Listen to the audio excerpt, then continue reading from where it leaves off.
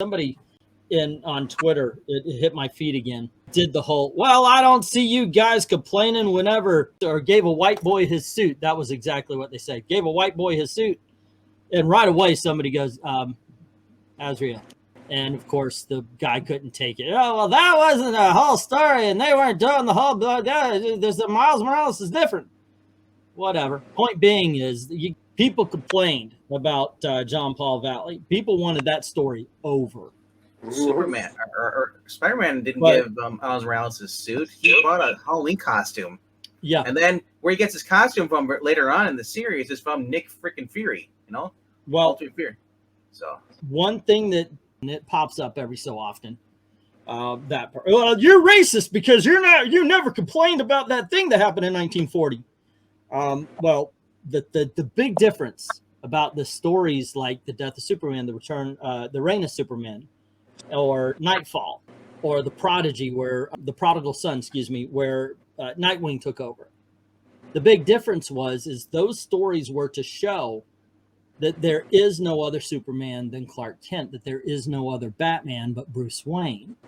Even Nightwing, who is trained by Batman, who a lot of the characters in the DCU look up to him, wears the outfit, has to do the scowl, has to be the Batman, says that it's a lot harder than it looks. Nobody can be Batman but Bruce Wayne. That is the point of every time anybody ever wore the costume other than Bruce Wayne. Up until, hey, they're making movies, let's make our version of the character, so if they use it, we get paid.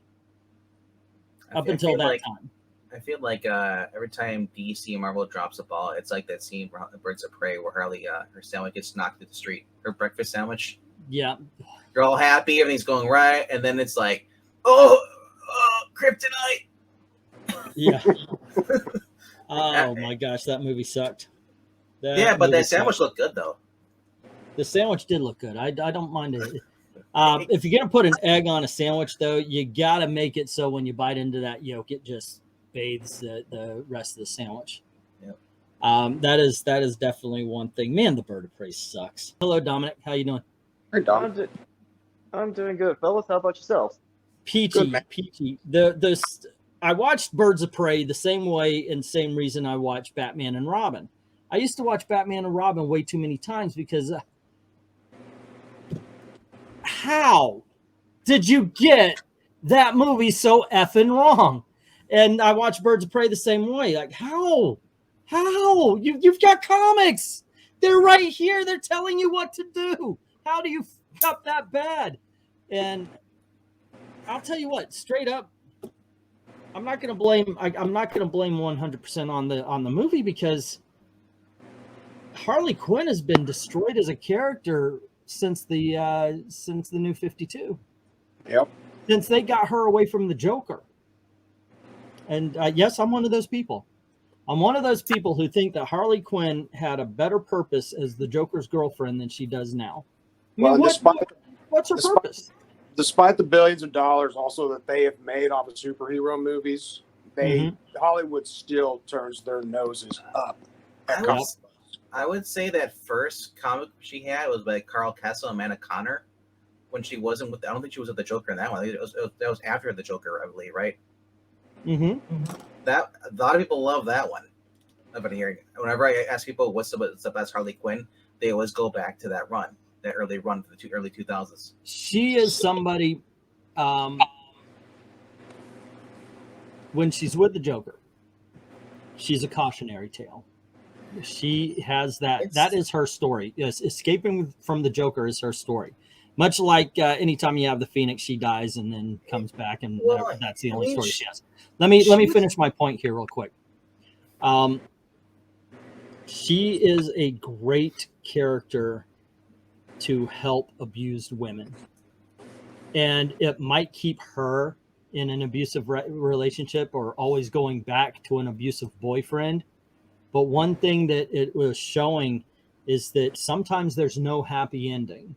Sometimes these women who are stuck in these relationships, they say, well, you know, he didn't mean it, or he truly loves me, or he doesn't. And that was what Harley was about. And if someone saw herself in this character and they could pull themselves away from them, from the people who are abusing them. That was what made it important. So when she leaves the Joker, okay, she told her story. Now what? Well, what is that women can't be friends. And this is a comic book thing. It's not just Greg Rucka who has the lesbian fetish. A lot of female characters, if they have a friend, they're fucking. There's no just friends. I think that they would have been better to show that Poison Ivy is an abusive girlfriend, and that Harley Quinn went to her because Poison Ivy shown compassion that the Joker didn't, and she thought that she would be a safe haven. And then the Poison Ivy turns out to be just as bad, if not worse, than the Joker. I think they should have shown that there's a pattern. And I think that would have made for a better story, because that, in my opinion, that's Harley Quinn's story right there. I was just gonna say, until they made her lesbian, there was nothing wrong with the character. It's just that they had nothing to go on. So, and the people they hired don't know how to write stories. Yeah, I believe I agree with Dark Admiral, where he's saying that Harley became DC's Deadpool. I think that she got way too much plot armor. The Suicide Squad bit, I think that was a little bit too much, but that's just basically the story goes is then Didiot went to a comic book store. Some guy said, "Hey, why Deadpool's selling well? Why don't you do something similar with Harley?" And Didiot just made Jimmy Palmiotti make Harley Deadpool. I saw Rumble in the Bronx twice, and so did I. I was a projectionist at the time. The only great runs of Harley Quinn was pre-New 52, says Undead Quinn. And after New 52, Harley Quinn became Girl Boss meets Deadpool. And she's got a lot of plot armor now. That's one of the main things. I'll tell you, I kind of disagree with you on the whole victim. Like, she had Stockholm syndrome. I like the crazy Harley. I like the one that Joker got the crazy, badass nut job out of her. And like, but that's all part of it. Yeah. No, the whole point is that, yeah, I agree with you. I love the crazy Harley. But the Joker, that's her weakness. I'm sorry I interrupted. Go on ahead. Finish your point. I'm sorry. No, that's right. That was it. Yeah. He is her weakness, or was her weakness. I'll just say this. I don't have a plot idea, whatever credit. I'm not creative when it comes to creating stories, and that's why I'm not a writer. But I say this, you got a character here like Harley Quinn. She's obviously crazy, so you can draw the world from her point of view, and that you can still have the jokes in, but then you have people walking by her thinking this girl's freaking nuts, their reaction, in the real world, but they never do that though. They always just show her doing her one trick pony jokes. It's never. They might be doing that in the new Joker movie. I don't know for sure, but they might go that direction with her in that. Because I like the Joker when they did what they did with that movie. It was his point of view, him hallucinating, and being delusional. Why don't they do that in the comic books? You've got a character that's basically nutso. You could do that with her. I mean, they had Riley Ross in the book. I accept Riley Ross's art is bad, but if it would have been from her point of view, that's how she sees things, that would have made that comic book so much better. Yeah, it would have explained the wonky and bad art too. Yeah. If I'm remembering correctly, and I'm sure there's somebody out there who could tell me if I'm getting this wrong, but there was this, there was a cartoon where the Joker beats her, and she's done with him. She's absolutely done with his. She's done with how bad he is to her. She's over it. And so they're wheeling her to her cell, and her voice is normal. It's not the Harley voice. And she's sitting there and she's thinking that she's free now and everything, she's done with the Joker. It's over. She's free. This is the animated series. And then she looks over and there's a flower and it says something along the lines of "Love you, Puddin', Jay. Get well soon." Get well soon. Okay. So you know what I'm talking about. You're thinking of Mad Love. Mad Love. Okay. Yeah. That's the big Harley Quinn story. And then the voice in her head goes from normal to Harley Quinn again. and that's what I mean by Joker is her weakness. You know, Yeah. she has moments of clarity, but she's brought right back to it. It was like that Yeah, similar episode they did. It was, I think, the season or two before, where Batman pretty much has her convinced to leave the Joker. I remember the episode ended where they were on the roof of a building and there was a rocket, and at the very last second, Joker just had what did he? Evil Black Cat. You know what episode I'm talking about, right? he didn't convince her, but it was Joker was gonna realize that he was gonna Harley realized the Joker was gonna nuke her and all their friends, and so Right. she's holding a gun at him. That is Harley Quinn.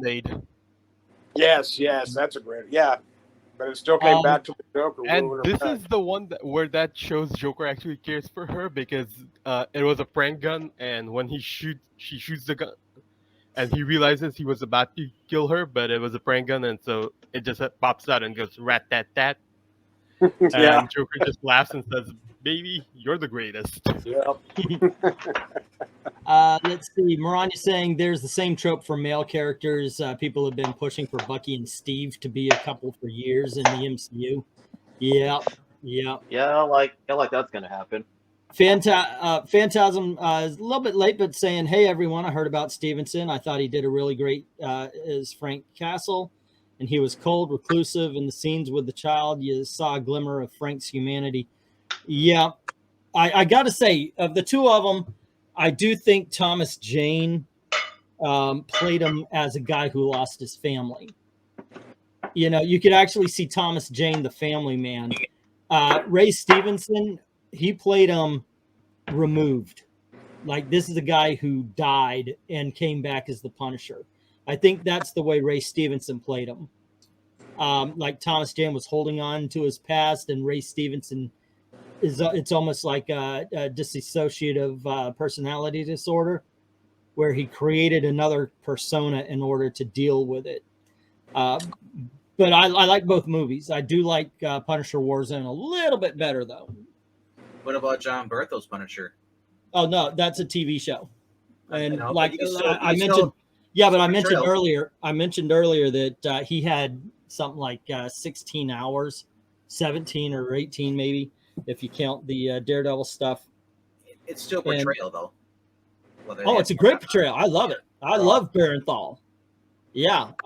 As far as portrayals are concerned, I think Barenthal is probably the best, because he's the mix between the two of what I'm talking about. Yeah.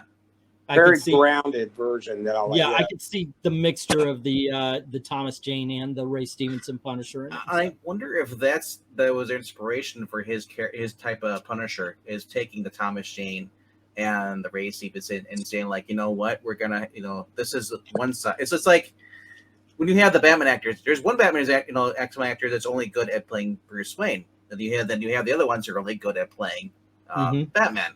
They're like, well, let's take this and a little of this, and then it's a chemical X, and we'll get some awesome stuff. And you get Ben Affleck. I love those shoes. I love those shoes. Yeah. I loved it. When Ben Affleck got announced to be Batman, I was like, yes, because I had just seen him in a movie called Hollywoodland, where he played George Reeves, the actor who played Superman, and I thought he did fantastic with Diane Lane. Nonetheless, yeah, that's right. It's a great movie, great performance. So when I heard he was Batman, I also thought, we're finally going to get a Batman who's big like Bruce Wayne, and I thought, okay, let's bring it on. And I got to tell you, I think he nailed it. I think Ben Affleck nailed the role. He was a good Bruce Wayne and a good Batman. And of course, he has in my opinion, the best Batman fight in the warehouse.